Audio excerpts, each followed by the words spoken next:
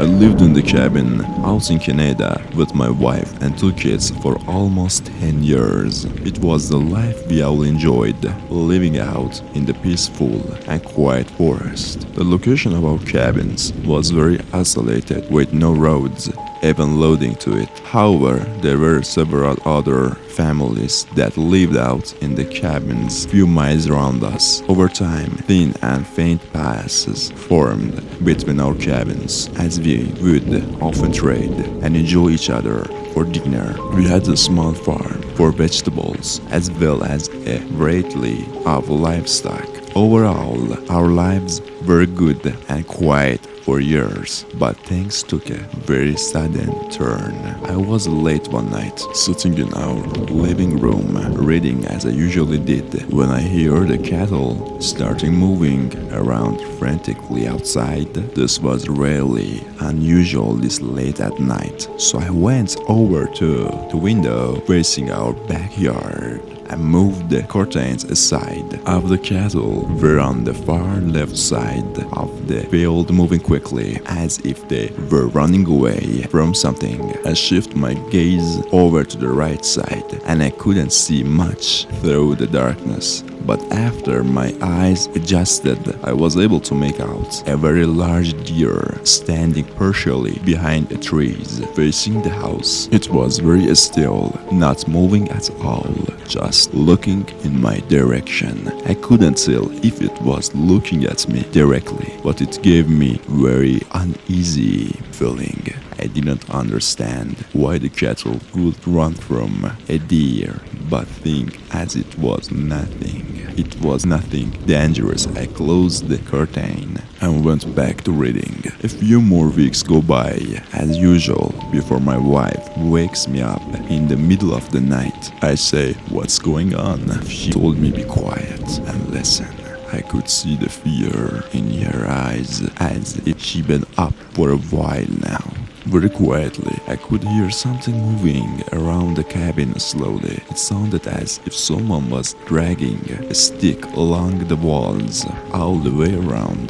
But after the sound made a full circle around the cabin, it stopped. I immediately got up and went to my kids' room to make sure they were okay. Then grabbed my hunting rifle and went around to every window. I didn't see anything until the last window I checked, which was my bedroom window, where I could see the same deer standing in the dark forest, staring my direction, not moving at all. Again, I'd never seen an animal act like this before, and I had no explanation for the sounds around the cabin. A dark feeling fell over me and I closed the curtain. I didn't know what was going on, but it was beginning to make me paranoid. I didn't believe in anything paranormal or possessive, but this was hard to wrap my head around. The next morning, I decided to take a long walk to one of my neighbors' cabins to ask if they had experienced anything unusual lately. I told my wife to keep the kids in the house and make sure everything was locked. Then headed down the path the whole first mile. I was just trying to come up with any possible explanation for the events that had been happening. But the more I thought about it, the more scared I get.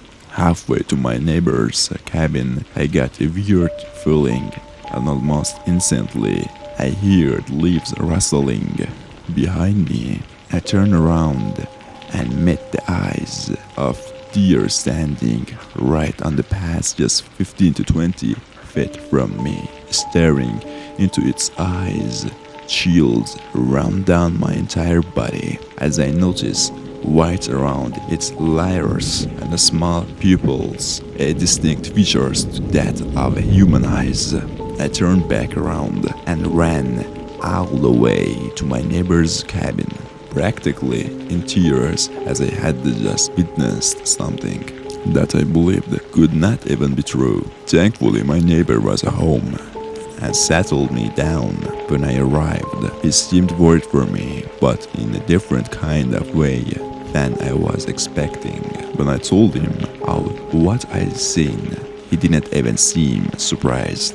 Sitting in his cabin, he began to share with me his beliefs of the Navajo Skinwalkers. He said that they only show themselves if they wanted something from you or you have disturbed them. Talking about it seemed to make him at peace though, which only terrified me even more. I left soon after, and luckily nothing happened on the way back. During the next few weeks, I could barely sleep, had the horrible paranoia, but after a while, of nothing else happening, I began to get better. However, that I once lived out in the cabin was taken from me, and I never fully recovered from the fear of what I saw. Eventually, we moved closer to town to give our children a better life. It's been almost 15 years since the events took place, and I never told my wife or kids what I saw on the past or even what the neighbors told me. I'm not entirely sure why, but something inside of me just urges me to keep them out of it. I think that's why I felt the need to write this and share it now, because I held it in for too long.